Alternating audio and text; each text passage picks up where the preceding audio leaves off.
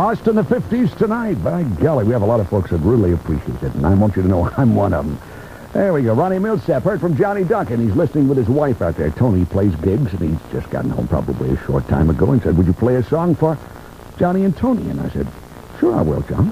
On WSB, it's about 6.5 minutes before 3 o'clock on the Hugh Jarrett Show, and it's nice to have you with us here on this Thursday. This is Thursday morning, isn't it? Yes, it is.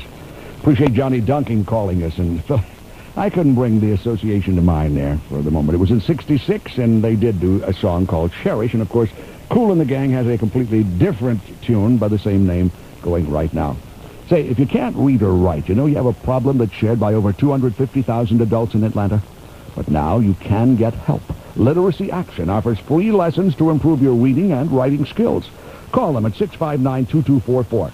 Literacy Action turns a stumbling block into a starting block. Telling you it does. All right, that was all I was going to say, yes. And Johnny Duncan, I said he'd call, but he also filled me in on something I didn't know. Most people in this area and in lots of other areas are familiar with the name Piano Red. I was not aware. They say they mentioned it earlier yesterday. But I didn't know that Red had cancer and it was not looking good for him. And they asked him if he wanted to go home or stay at the hospital. And he said he wanted to go home. Bill Lowry's putting together an album of Red's tunes. Red recorded for Bill for a number of years. Now, I remember Red coming up when I was doing Hugh Baby hops in Nashville, Tennessee. And he may have done some hops for me here in Atlanta. I don't recall. That was a few years ago. Where they had the right string but the wrong yo-yo. And a number of others, but that comes to mind. We wish him the best. Red, Piano Red.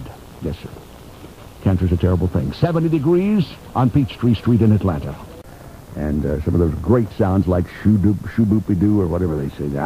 I mentioned this earlier. One of my major courses in school was doo-wahs. I did that and have been known to do a number of doo-wahs. So I like this, and I'm glad the gentleman called and said, hey, would you do it just one more time before you get out of there? I said, man, I thought you'd never call.